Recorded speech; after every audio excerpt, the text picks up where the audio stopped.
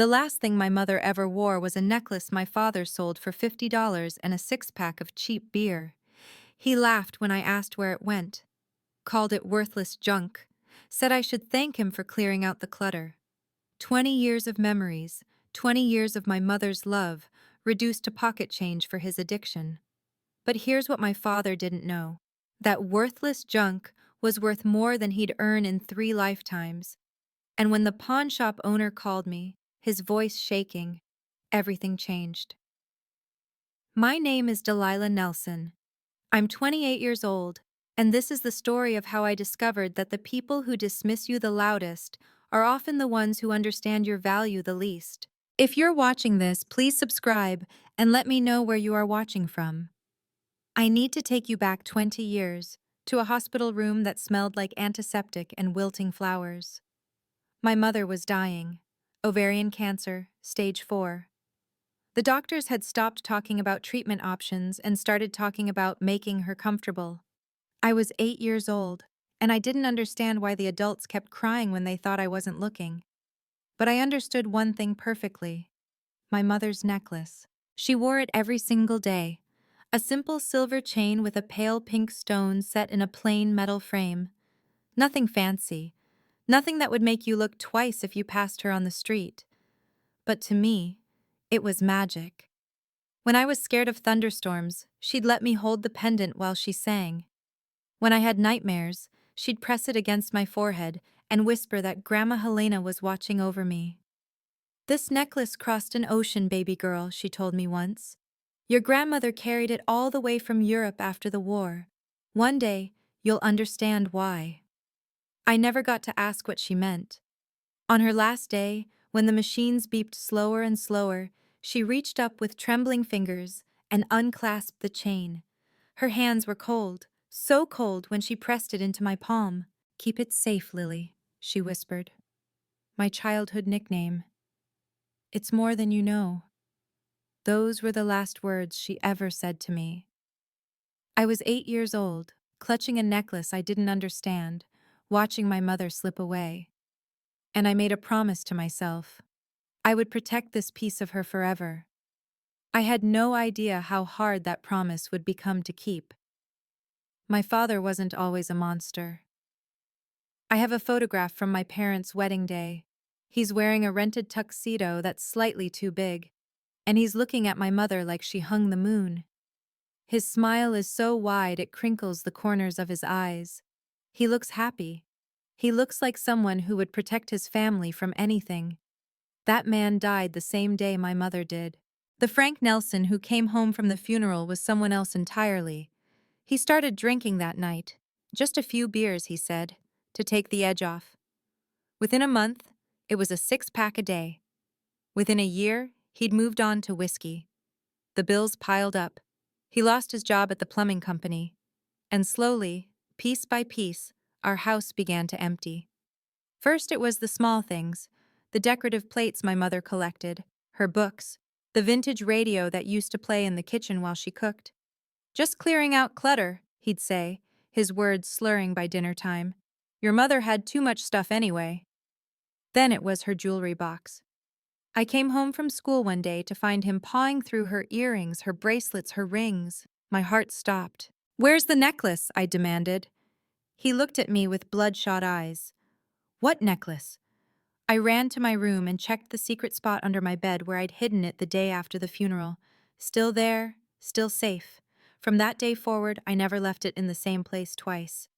"You're just like your mother," my father would sneer when he caught me crying. "That's all women know how to do." 20 years is a long time to keep hoping someone will change. I moved out at 18, the day after high school graduation, worked 2 jobs to put myself through community college, then transferred to a state university. Earned my accounting degree with honors while my father drank away whatever was left of our family home. But I still visited. Every month, like clockwork, I'd drive the 45 minutes back to that crumbling house and sit across from a man who barely recognized me. "You got any money?" was usually his greeting. "Did you eat today?" was usually mine.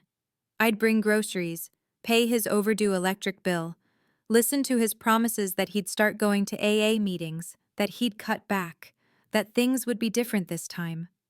They never were.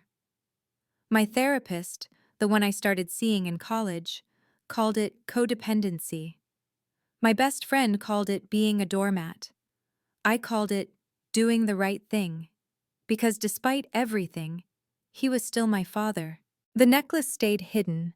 I'd moved it from my childhood bedroom to a safety deposit box, then to a lockbox in my apartment, then finally to my mother's old jewelry box that I'd rescued from a garage sale pile. It seemed fitting. The box was worthless to my father, just like everything else my mother had loved. 6 months ago, I decided I was done. I'd given him 20 years of second chances, 20 years of one more chance, 20 years of watching him choose alcohol over me, over my mother's memory, over everything. That Saturday morning, I drove to his house one last time. I was going to collect what was left of my mother and my self-respect. I had no idea what I was about to find. The house smelled like stale beer and regret. I knocked twice before letting myself in with the spare key I'd kept since childhood. My father was exactly where I expected him, slumped in his recliner, morning television blaring, a half-empty bottle of Miller Lite sweating on the armrest. Delilah. He didn't get up. You bring money? I'm here to get Mom's things. He waved a dismissive hand. Take whatever, less for me to deal with. I climbed the stairs to my old bedroom, each step creaking under my weight.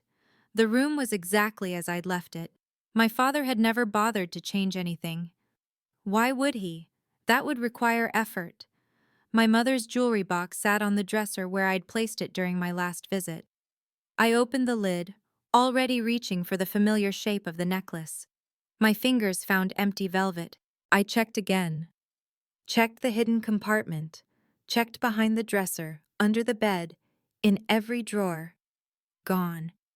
My legs carried me downstairs before my brain caught up. Where is it?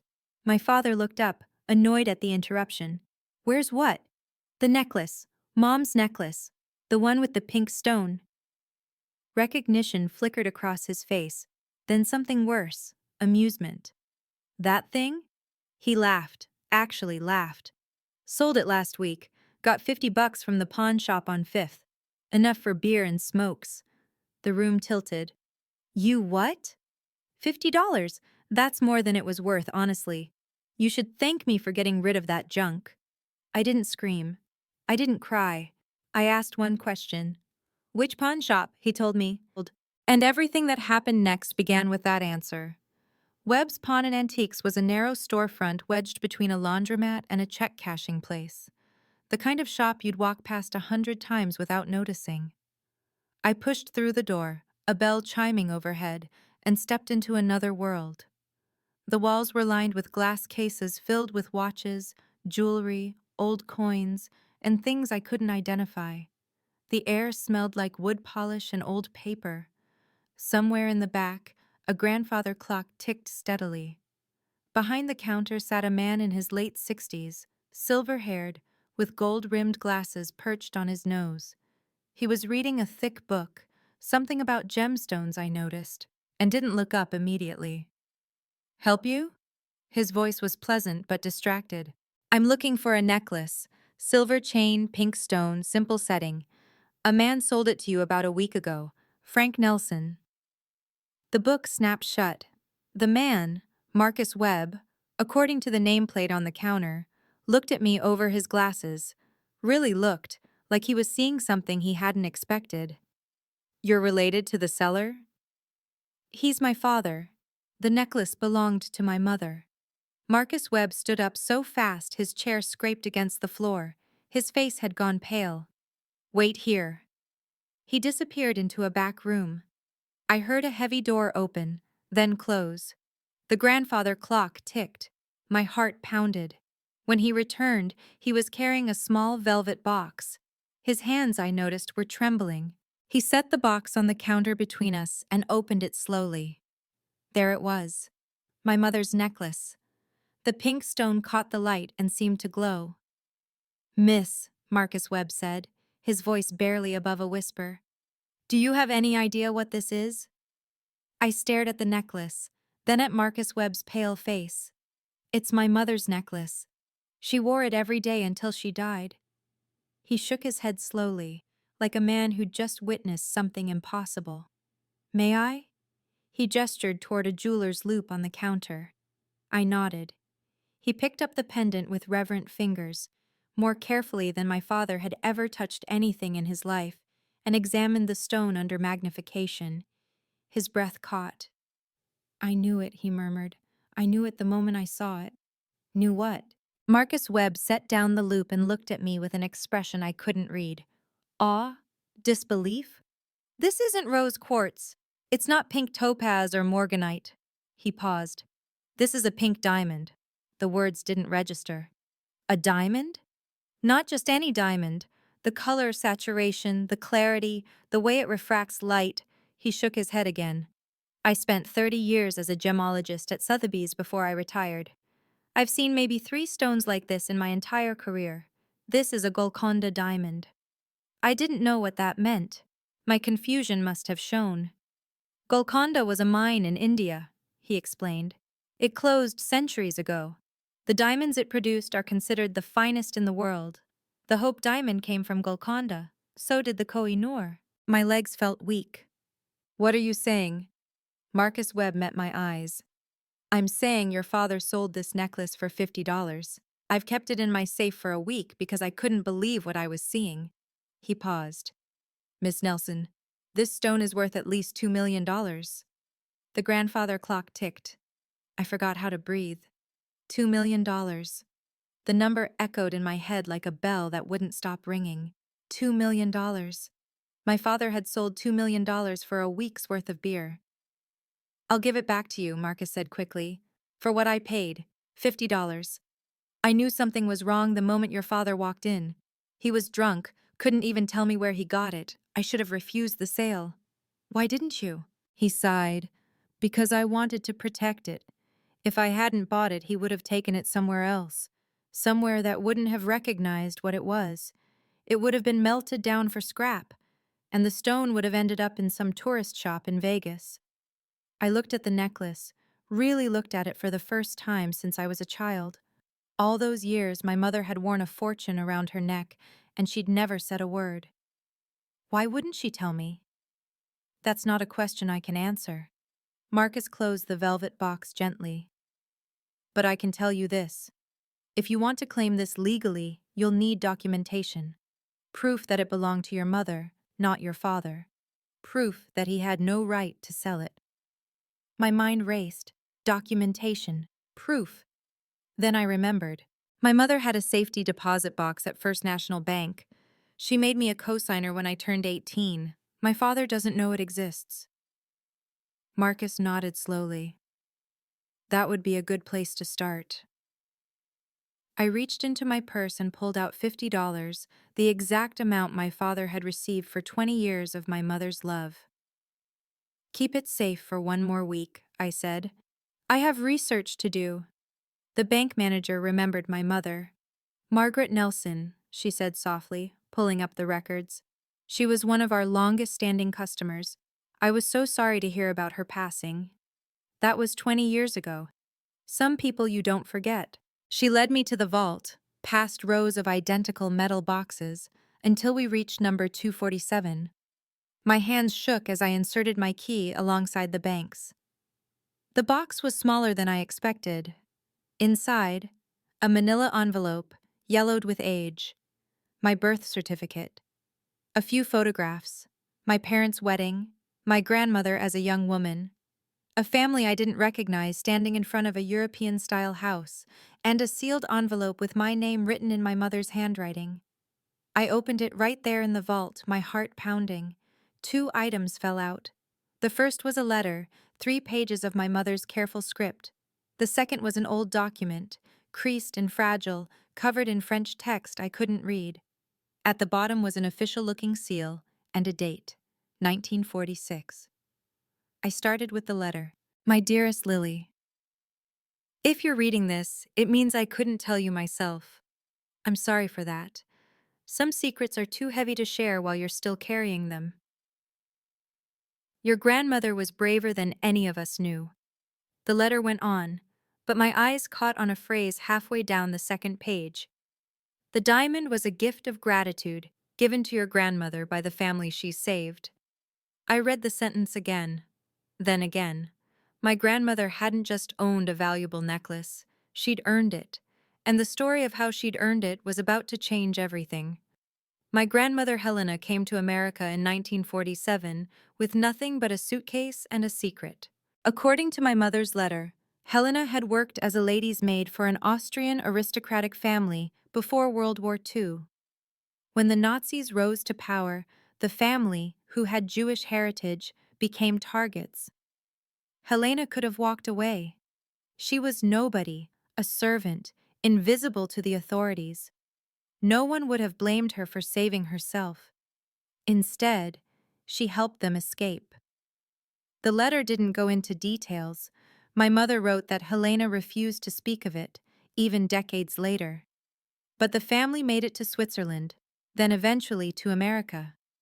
All because a young maid had risked everything for people who paid her wages. Before they parted ways, the matriarch of the family pressed something into Helena's hand. "She saved our lives," my mother quoted in the letter. "This stone is nothing compared to what she gave us." The pink diamond had been in the family for generations, a piece of their heritage, worth more than money. And they gave it to a servant girl because she had proven herself worth more than all of them combined. Helena never told anyone.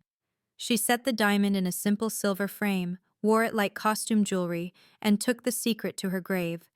She passed it to my mother, with only a whispered warning: "Keep it hidden, keep it safe." My mother had done the same, and now the secret was mine. I looked at the French document, a certificate of authenticity, I realized, signed by a gemologist in Geneva, proof that the diamond was real, proof that it had been given, not stolen. But I needed more. I needed someone who could verify the story. I needed to find someone who remembered Helena. The name came to me at 3 in the morning. Evelyn Cross. My mother had mentioned her once, years ago, an old neighbor of my grandmother's who used to bring cookies during the holidays. The only person Grandma Helena ever really talked to, my mother had said.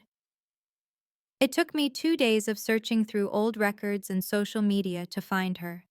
Evelyn Cross, age 72, resident of Shady Pines Assisted Living, about 2 hours north of the city. I called ahead.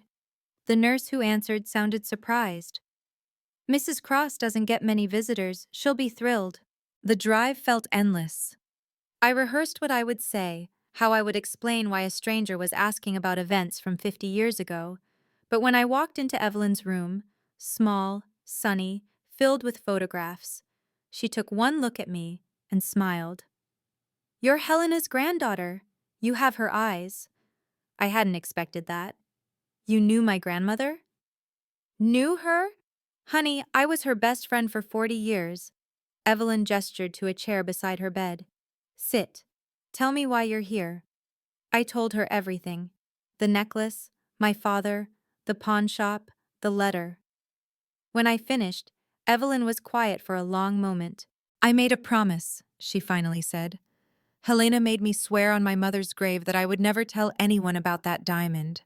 She was terrified someone would come looking for it." "She's gone now," I said softly. "So is my mother." Evelyn nodded slowly. Secrets shouldn't outlive the people they were meant to protect. She reached into her nightstand and pulled out an old photograph, my grandmother, young and beautiful, wearing the necklace. "I can tell you everything," Evelyn said, "and I can prove every word." I should have known the secret wouldn't stay secret for long. Marcus Webb, bless his heart, had made a mistake. In his excitement over the diamond, he'd contacted a colleague at Christie's auction house for a second opinion. That colleague had mentioned it to another expert, and somewhere along the chain, the story leaked. Local pawnshop discovers $1 million diamond wasn't front-page news, but it made the rounds in antique and jewelry circles. Someone posted about it on Facebook. Someone else shared it on a local community group, and someone who knew my father saw it. My phone rang on a Tuesday evening. I didn't recognize the number, but I recognized the voice immediately. "Delilah." My father's tone was different than I'd ever heard it. Eager, almost friendly. "I've been trying to reach you. I changed my number. Listen, I heard something interesting today about that necklace." My stomach tightened. "What about it?" "Word is, it's worth some real money. Like, serious money." He laughed nervously. "Funny, right? I always knew your mother had good taste." I said nothing. "So, here's the thing." His voice shifted, taking on the wheedling tone I knew too well. "I'm the one who sold it. Legally, that means I've got rights. Half of whatever you get should come to me. You stole it from Mom's jewelry box and sold it for beer money. I'm your father." The friendliness vanished. "Don't you dare keep that money from me. Half of everything you have is mine by right." "You have no rights to anything that belonged to Mom." "We'll see about that." The line went dead. I stared at my phone, my hands trembling. This wasn't over. It was just beginning. Rebecca Hayes had been my mother's attorney for the last 5 years of her life. I found her name in the safety deposit box documents. She'd helped my mother set up the account, along with a will I'd never known existed. When I called her office, her assistant put me through immediately. "Delilah Nelson." Her voice was warm but professional. "I've been wondering when you'd call." "You knew about the necklace?" "I knew your mother wanted to protect certain assets from your father. She was very specific about her wishes." We met the next day at her downtown office. Rebecca was in her mid-40s, sharp-eyed and no-nonsense, the kind of woman who probably terrified opposing counsel. She spread the documents across her desk. My mother's will, the certificate of authenticity, Evelyn's signed statement. "According to your mother's will, all personal jewelry and heirlooms were bequeathed directly to you. Your father was explicitly excluded from any claim to these items." She tapped the relevant paragraph. "He had no legal right to sell that necklace. It was never his property." "So I can get it back?" "You already have it back. What you can do now is ensure he never has a claim to any proceeds from its sale." She paused. "You could also press charges. Selling property that doesn't belong to you is theft." I thought about it. My father in handcuffs. My father in court. My father finally facing consequences. "No," I said. "I don't want revenge. I just want him to have no claim to it." Rebecca nodded. "Then we document everything. The will, the provenance, the witness testimony. If he tries to sue, he'll lose. Badly." I signed where she pointed. For the first time in weeks, I felt something like peace. It didn't last. He showed up on a Thursday evening, just as the sun was setting. I was making dinner when the doorbell rang. Through the peephole, I saw my father standing on the welcome mat, clutching a bouquet of gas station flowers. I didn't open the door. "Delilah, please." His voice was muffled through the wood. "I just want to talk." "There's nothing to talk about." "I'm sorry, okay? I didn't know it was worth anything. I was drunk. I wasn't thinking." I leaned my forehead against the door, exhaustion washing over me. "You're always drunk. You never think." "Let me in, please. I'm your father." Against my better judgment, I opened the door. Just a crack, chain still on. He looked terrible. Unshaven, red-eyed, his clothes wrinkled. The flowers drooped in his hand. "I know I messed up," he said. "I know I haven't been a good dad. But this could be a fresh start for us. With that kind of money we could—" "We?" "I could get help, real help. Check into one of those fancy rehab places. We could buy a house together, start over." "You sold my mother's necklace for beer." "I said I was sorry." "You laughed about it. You called it junk." His face changed. The mask of contrition slipped, revealing something uglier underneath. "Fine. You want to play it that way?" He stepped closer, his voice dropping. "I'll get a lawyer. I'll tell everyone how you abandoned your own father. I'll make sure the whole family knows what kind of daughter you really are." I looked at him, this man who should have protected me, who had failed me in every possible way, and felt nothing but clarity. You sold my mother's memory for beer money and laughed about it. There is no conversation left to have. I closed the door. Before I tell you what happened next, I want to pause and say thank you to everyone who's been watching. If this story is resonating with you, if you've ever had to set boundaries with someone who should have protected you, drop a comment below. Let me know your story, and if you haven't already, please hit that subscribe button and the notification bell. Now, back to what my father did next. The week after my father's visit, I couldn't sleep. Every creak of the apartment made me jump. Every shadow outside my window made my heart race. I'd changed my locks, installed a deadbolt, but it wasn't enough. I needed to feel safe in my own home. That's how I found myself at the Riverside Animal Rescue on a rainy Saturday morning. Looking for anything specific? The volunteer was a young woman with kind eyes and dog hair on her sweater. Something protective, I said.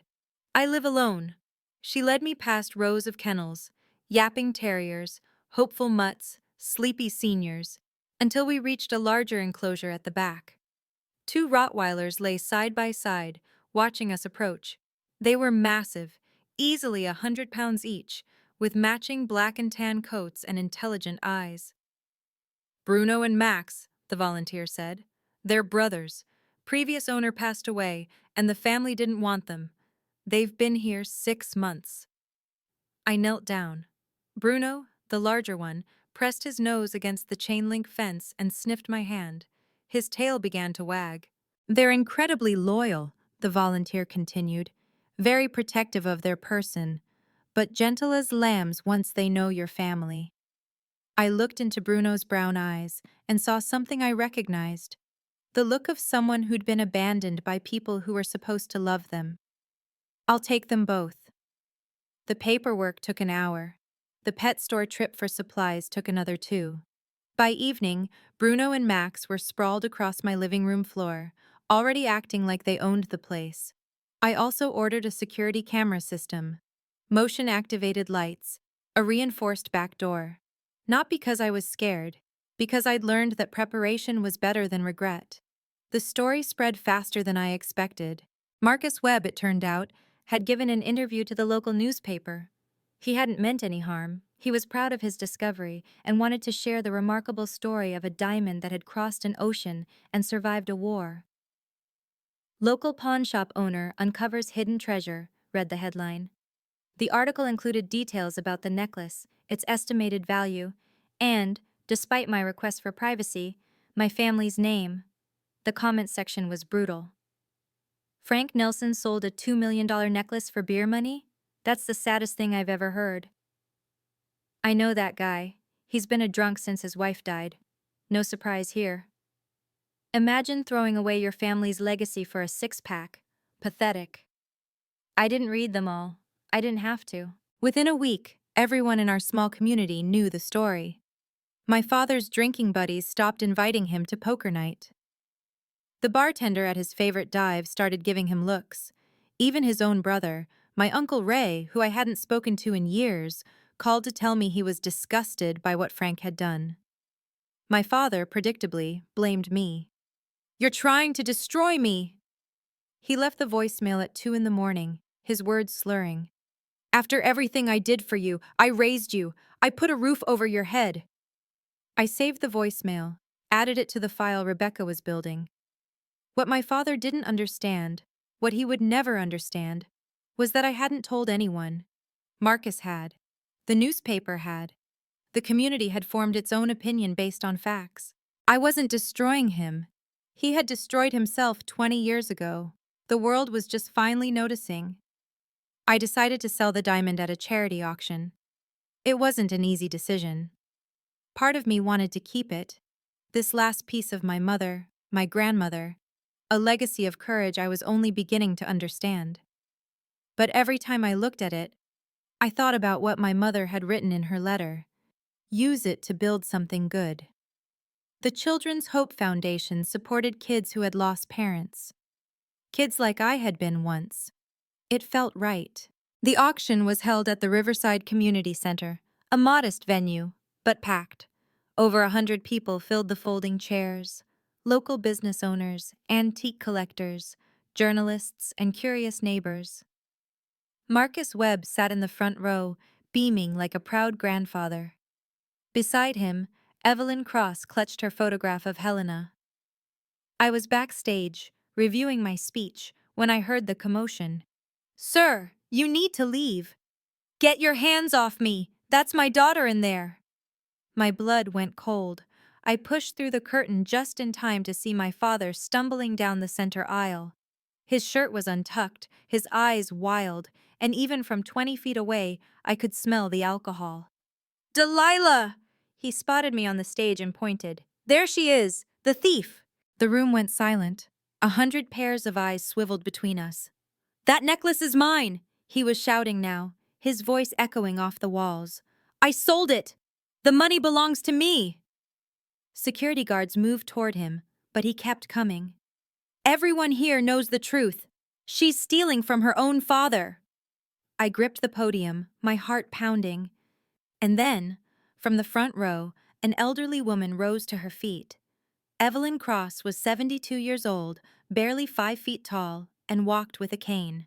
But when she stepped into that aisle, my father stopped dead in his tracks. "Sit down, Frank Nelson." Her voice was quiet but carried across the silent room. "Sit down and listen." "Who the hell are you?" "I'm the woman who knew your mother-in-law for 40 years. The woman who was there when Helena told her daughter the story of that necklace." Evelyn held up the photograph. Helena, young and beautiful, the pink diamond glinting at her throat. "And I'm the woman who's going to tell everyone here the truth." She turned to face the audience, her cane tapping against the floor. "Helena Kowalski came to this country with nothing. She had risked her life to save a family from the Nazis, strangers who paid her wages, who owed her nothing, and they gave her this diamond as thanks." She pointed at my father without looking at him. "That necklace was never yours, Frank. It was passed from mother to daughter. Helena to Margaret, Margaret to Delilah. You were never part of that chain." "That's a lie." "I have letters." Evelyn's voice hardened.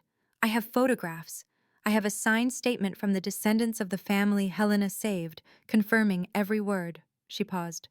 "What do you have, Frank? A receipt for $50 and a hangover?" The room erupted in murmurs. I saw people shaking their heads, heard someone mutter, "Disgraceful." My father's face had gone from red to white. "This necklace," Evelyn continued, turning back to the crowd, "represents courage, sacrifice, and love. It has always belonged to the women of this family." She looked directly at my father. "You were just the man who tried to steal it." The room was still buzzing when I stepped up to the microphone. My hands were steady. My voice was calm. 20 years of practice at hiding my emotions had prepared me for this moment. "Thank you, Evelyn." I waited for the murmurs to die down. "And thank you all for being here tonight." I looked out at the crowd, at Marcus Webb's encouraging nod, at the journalists scribbling in their notebooks, at the security guards still flanking my father. I'm not going to stand here and list my father's failures. You've seen enough tonight to draw your own conclusions. I paused. What I want to talk about is my mother and my grandmother. I told them the short version: Helena's bravery, the gift of gratitude, the secret passed down through generations. I told them about my mother's letter, about the safety deposit box, about the documents that proved everything.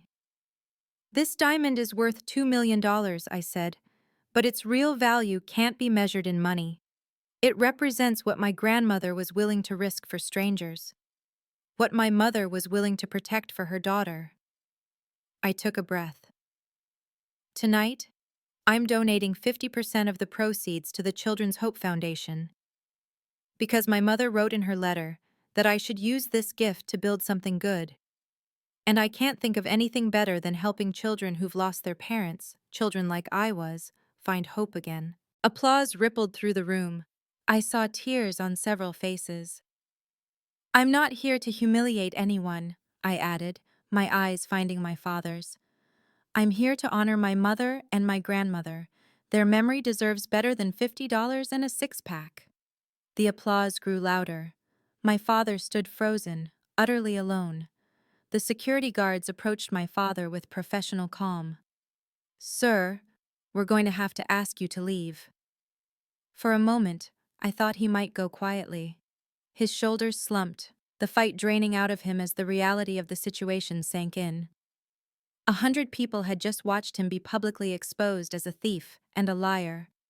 But my father had never known when to quit. "This isn't over." He yanked his arm away from the guard. "She's my daughter. I have rights." "Sir, please don't make this harder than it needs to be. I raised her. I put food on the table. Frank." The voice came from somewhere in the middle rows. I recognized it before I saw the face. Uncle Ray, my father's younger brother. He was standing, his expression a mixture of pity and disgust. "Just go, Frank. You're embarrassing yourself." "Ray, you don't understand." "I understand perfectly." Uncle Ray shook his head slowly. "I defended you for years, told everyone you were just going through a rough patch. But this?" He gestured at the room, at me, at the necklace in its display case. "This is who you really are." The room had gone silent again. Everyone was watching. My father's mouth opened and closed. For once, he had nothing to say. "You'll regret this," he finally managed, pointing at me. "All of you will regret this." The guards took his arms, gently but firmly, and escorted him toward the exit. The doors swung open, letting in a rush of cool night air. "That's not the man I grew up with," I heard Uncle Ray say to the woman beside him. "That's what alcohol and bitterness do to a person." The doors closed. The auction continued. The bidding started at $500,000. I watched from the side of the stage as paddles rose and fell, as the auctioneer's voice grew more excited with each increment. The pink diamond glittered under the lights, drawing gasps from the crowd every time it caught the light just right. 1 million, 1.2, 1.5. Marcus Webb caught my eye and grinned. He'd been right about everything. The final bid came from a woman in the third row, elegant, silver-haired, with the kind of quiet confidence that comes from old money. I later learned she was a collector from New York who specialized in historic jewelry. $2.3 million. The auctioneer's gavel came down with a crack. "Sold." The room erupted in applause. People stood cheering, as if we'd all won something together. The collector made her way to the stage after the formalities were complete. Up close, she looked kind, with laugh lines around her eyes. "I heard the story," she said, taking my hand. "Your grandmother sounds like a remarkable woman." She was. I wish I'd known her better. "The best way to know someone is to carry on their legacy." She smiled. "I'll take good care of this diamond. It deserves to be part of history." After she left, the foundation director approached me with tears in her eyes. $1.15 million, she said. "Do you know how many children we can help with that?" I did know. I'd calculated it myself. 50 children, 5 years of support, counseling, education, housing assistance. The money was life-changing. But what changed me more was finally understanding that my worth wasn't measured in dollars. It was measured in the choices I made. The alert came at 2:17 a.m. My phone buzzed on the nightstand, pulling me from a dreamless sleep. Motion detected. Back door. I fumbled for my glasses and opened the security app. The night vision camera showed a figure crouched by my back entrance. Even in grainy black and white, I recognized the hunched shoulders, the unsteady movements. My father. He was trying to jimmy the lock with something. A credit card maybe, or a screwdriver. His movements were clumsy, desperate, drunk. Bruno and Max were already awake, their ears pricked forward, low growls rumbling in their chests. They knew something was wrong. I called 911 first. Then I watched. On the screen, my father finally managed to get the door open. He stumbled inside, into the darkness of my kitchen. And then Bruno and Max went to work. The barking was thunderous, deep, aggressive, the sound of 200 pounds of protective instinct unleashed. I heard my father scream, heard something crash, heard the scramble of feet on linoleum. By the time I made it downstairs, he was already outside, running, actually running, toward the street. Bruno and Max stood in the doorway, tails wagging, looking extremely pleased with themselves. "Good boys," I said, my voice shaking. "Very good boys." The police arrived 8 minutes later. They found my father 3 blocks away, hiding behind a dumpster, his pants torn and his dignity in shreds. "Your daughter's dogs attacked me!" he screamed as they put him in handcuffs. "I'll sue! I'll have them put down!"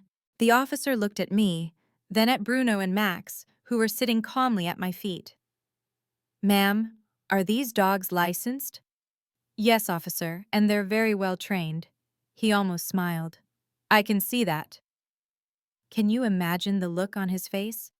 I still watch that security footage sometimes, when I need a reminder that karma is real. If you're enjoying this story, please take a second to like this video. It really helps the channel.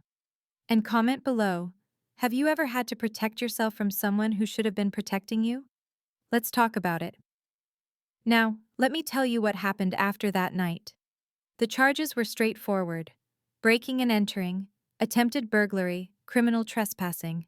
My father's public defender tried to argue that he was confused and meant no harm.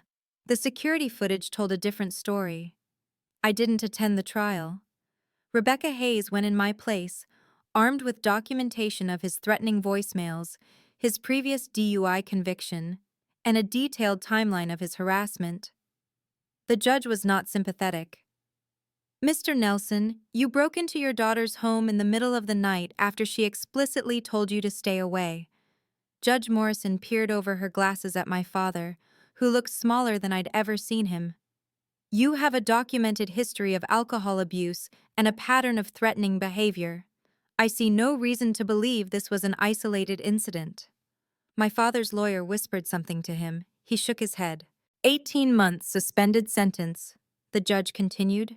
"Mandatory alcohol counseling and a restraining order. You are not to come within 500 feet of Delilah Nelson, her residence, or her place of work." "Your Honor, please. Mr. Nelson, I strongly suggest you use this time to reflect on your choices." The gavel came down. Court is adjourned. Rebecca called me with the news that afternoon. "It's done," she said. "He can't legally contact you. If he tries, he goes to jail." I thanked her and hung up. Then I sat on my couch, Bruno's head in my lap, and waited to feel something. Relief, maybe. Triumph. Closure. What I felt was empty. Not sad. Not angry. Just done. 20 years of hoping my father would change, 20 years of second chances, and now, finally, a door closed that would never open again. The calls started coming the week after the trial. First, it was Uncle Ray, apologizing for years of silence. "I should have reached out sooner. I just didn't know how bad things had gotten." Then Aunt Patricia, my mother's sister, who I hadn't spoken to since the funeral. "Your mother would be so proud of you, honey. So proud." Cousins I barely remembered. Old neighbors. My mother's college roommate, who had seen the newspaper article and tracked me down through Facebook. "I always knew you'd turn out okay," she wrote. "Margaret used to brag about you all the time." The community response was overwhelming. The local paper ran a follow-up story. Diamond auction raises $2.3 million for children's charity. My photo was on the front page, standing next to the foundation director, both of us smiling. People recognized me at the grocery store, at the coffee shop, at the bank. "You're the Diamond Girl, aren't you?" an elderly woman asked me in the checkout line. "Good for you, sweetheart. Good for you." But the message that meant the most came from an unexpected source. An email, forwarded through the auction house, from a woman in Vienna. Her name was Elise Hartmann, and she was the great-granddaughter of the family Helena had saved. "My grandmother spoke of Helena until the day she died," she wrote. "She called her the angel who appeared in our darkest hour. We have never forgotten what she did for us. And now, knowing that her legacy lives on in you, we are grateful all over again." I read the email 3 times. Then I printed it out and put it in a frame, next to the photograph of my mother and grandmother. Some legacies are worth more than diamonds. 3 months after the auction, I sat in my living room and tried to remember who I used to be. Bruno lay at my feet, snoring softly. Max was sprawled across the couch, taking up far more space than any dog should. Outside, the autumn leaves were turning gold. I thought about the girl who had clutched her mother's necklace in a hospital room, promising to keep it safe.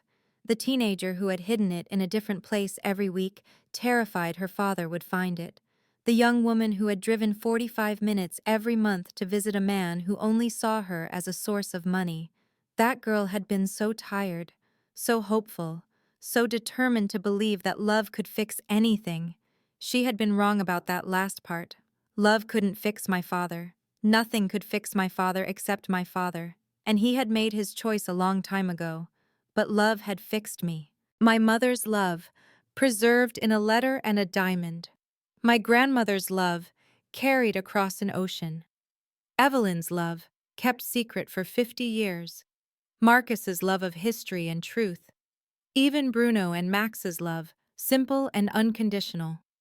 I had spent 20 years trying to earn my father's love by being useful, by being patient, by being forgiving. What I had learned was that some people don't want to be loved. They want to be enabled. And the difference between the two was everything. I looked at the photograph on my mantel. My mother, young and healthy, the necklace at her throat.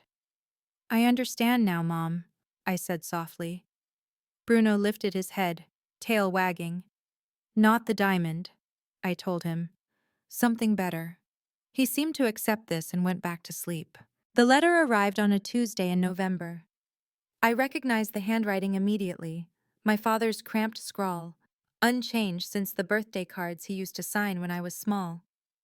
The return address was the county rehabilitation facility, where he was completing his mandatory counseling. I almost threw it away unopened, but something made me hesitate. Maybe it was curiosity. Maybe it was the last stubborn ember of hope that refused to die completely. I opened it. Dear Delilah, I know I don't deserve to write to you. I know I've done things that can't be undone. But I'm sober now. Really sober. For the first time in 20 years. And I need you to know that I'm sorry. I'm sorry for selling the necklace. I'm sorry for the things I said. I'm sorry for showing up at the auction and at your apartment. I'm sorry for every time I chose alcohol over you. The counselors here say I need to make amends. They say I need to take responsibility. So here it is. I was a terrible father. I failed you in every way a father can fail. I'm not asking for forgiveness. I'm not asking for money or a relationship or anything else. I just needed you to know that I see it now. I see what I did. If you never want to hear from me again, I understand. But if there's any chance at all, that we could start over, I'm here. I'm trying. Your father, Frank. I read the letter twice. Then I folded it carefully, placed it back in the envelope, and set it on the kitchen counter. Bruno looked up at me, his head tilted. "I don't owe him a response," I said. Bruno wagged his tail. That was answer enough. Dr. Reyes had been my therapist for 3 years. She was the one who had first helped me understand that my father's behavior wasn't my fault. That I couldn't love someone into sobriety, that setting boundaries wasn't the same as giving up. I brought the letter to our next session. "He says he's sorry," I said, handing it to her. "He says he's changed." Dr. Reyes read it slowly, her expression neutral. When she finished, she set it on the table between us. "How do you feel about it?" "I don't know. Confused, I guess. Part of me wants to believe him." "And the other part?" I thought about it. "The other part remembers every other time he promised to change, every time I believed him, every time he let me down." Dr. Reyes nodded. "Do you feel obligated to respond?" "He's my father." "That's not what I asked." I sat with the question. 3 years ago, I would have already been drafting a reply. already planning a visit, already convincing myself that this time would be different. Now? No, I said finally. I don't feel obligated. For the first time in my life, I don't feel guilty for protecting myself. Dr. Reyes smiled, a rare occurrence. That's significant progress, Delilah. Is it wrong to just not respond? Boundaries aren't about punishment, they're about protection. She leaned forward. You can acknowledge that he's trying without opening yourself up to more hurt. You can wish him well from a distance. You can even forgive him someday, if that's what you choose. But I don't have to let him back in. No, you don't. I picked up the letter and put it back in my purse. I knew exactly what I was going to do with it. That night, I built a fire in my new fireplace. It was the first fire I'd ever made in a home I owned, a small house on a quiet street, with a yard for Bruno and Max, and a garden where I was learning to grow tomatoes. The kind of house my mother would have loved. I sat on the floor with a notebook and a pen. The letter I wrote wasn't for my father. It was for me. Dear Delilah, I forgive you for spending 20 years hoping he would change. I forgive you for believing that if you just tried harder, loved better, gave more, he would finally see your worth. You were a child who wanted her father's love. There's no shame in that. But you're not a child anymore. And you know now what you couldn't know then. Some people don't want to be saved. Some people choose their poison over their family, their pride over their love, their addiction over their daughter. That's not your fault. It was never your fault. You can wish him well. You can hope he finds peace. You can even forgive him in time for all the ways he failed you. But forgiveness doesn't mean reconciliation. Compassion doesn't mean access. Love doesn't mean letting someone hurt you again and again. You are enough. You have always been enough. Close this chapter. Start a new one. Love yourself. I read the letter once. Then I picked up my father's letter, still unopened for a response, and held them both over the flames. The paper caught, curled, turned to ash. Bruno and Max watched from their beds, tails wagging softly. It's done, I told them. And for the first time in 20 years, I meant it. 1 year later, I barely recognized my life. The house was small but perfect. 3 bedrooms, a wraparound porch, and a backyard where Bruno and Max spent their afternoons chasing squirrels they never caught.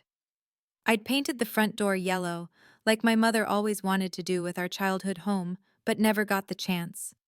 My CPA certification hung on the wall of my home office, next to my promotion letter. Senior accountant at Morrison & Associates. A corner office with a window. A salary that would have seemed impossible to the girl who worked 2 jobs through college. But the money wasn't what mattered. What mattered was the volunteer work at the Children's Hope Foundation every other Saturday. The kids who reminded me of myself. Quiet, watchful, carrying grief too heavy for their small shoulders. The moment when one of them would finally smile, finally laugh, finally believe that someone cared. What mattered was the monthly dinners with Uncle Ray and Aunt Patricia, rebuilding relationships I thought were lost forever. The holiday cards from Evelyn Cross, still sharp as a tack at 73. The occasional email from Elise Hartman in Vienna, updating me on her family's history research. What mattered was the photograph on my mantel, my mother and grandmother side by side, the necklace visible at my mother's throat. I'd had a copy made from Evelyn's original. The frame was simple, silver, unadorned. Just like the setting that had hidden a fortune in plain sight for 50 years. Every morning, I walked past it on my way to the kitchen. Every morning, I said the same thing. Good morning, Mom. Good morning, Grandma. Bruno would wag his tail, Max would yawn, and I would start another day of the life I had built for myself. Marcus Webb came for Sunday dinner at least twice a month. He'd become something like a grandfather to me. The grandfather I'd never had, really, since both of mine had died before I was born. He brought stories from his Sotheby's days, tales of rare gems and rarer people, and a seemingly endless supply of books about jewelry history. "I found something for you," he said one evening, pulling a worn paperback from his jacket pocket. "A history of the Golconda mines. Thought you might want to know more about where your diamond came from." I took it, running my fingers over the faded cover. "You're spoiling me." "Someone should." We sat on the porch, watching Bruno and Max wrestle in the yard, the autumn sun painting everything gold. "Can I ask you something?" I said. "Anything." "Why did you keep the necklace? When my father sold it to you, I mean. You could have resold it immediately, made a fortune." Marcus was quiet for a moment, sipping his coffee. "Because something felt wrong," he finally said. "Your father was drunk, desperate, couldn't even remember where he'd gotten it. And the stone." He shook his head. "The stone was too beautiful to belong to someone like that." "So you waited." "I waited, and you came." He smiled. "In 40 years of this work, I've learned that the best things come to those who wait for the right person." I thought about that, about waiting, about patience, about the difference between giving up and letting go. "To Helena," Marcus said, raising his coffee cup, "and to the women who came after her." I raised mine in return. "To second chances," I said, "and to knowing when not to give them." He laughed. It sounded like peace. "There's a necklace on my dresser now. Not the original. That belongs to a collector in New York who promised to preserve its history. This one is simpler, a thin silver chain with a small pink stone, cut from the original diamond before it was sold. Marcus had arranged it. A memento, he called it, a piece of the legacy to carry forward. I put it on every morning, just like my mother did, just like my grandmother did before her. Sometimes, when the light catches it just right, I think about all the hands this stone has passed through. Helena's, trembling with fear and hope as she fled across an ocean. My mother's, pressing it into a child's palm with her dying breath. My own, finally understanding what it meant. My father sold my mother's necklace for $50, but he couldn't sell what she really left me. He couldn't sell the courage that made my grandmother risk everything for strangers. He couldn't sell the love that made my mother protect a secret for 20 years. He couldn't sell the strength I found when I finally said, enough. Those things were never his to take. I look in the mirror now and I see someone I'm proud of. Not because of the money or the house or the recognition, but because I learned the hardest lesson there is: you cannot save someone who doesn't want to be saved, but you can save yourself. And sometimes, that's exactly what you're supposed to do. My name is Delilah Nelson. I'm 29 years old, and this is the story of how I discovered that the people who dismiss you the loudest are often the ones who understand your value the least. But I understand my value now, and that makes all the difference. And that's my story. If you made it to the end, thank you for being here with me. I want to ask you something. What would you have done differently? Would you have given your father another chance? Or would you have walked away sooner? Drop your answer in the comments. I read every single one. And if this story meant something to you, please share it with someone who needs to hear it. Subscribe if you haven't already. I'll see you in the next one.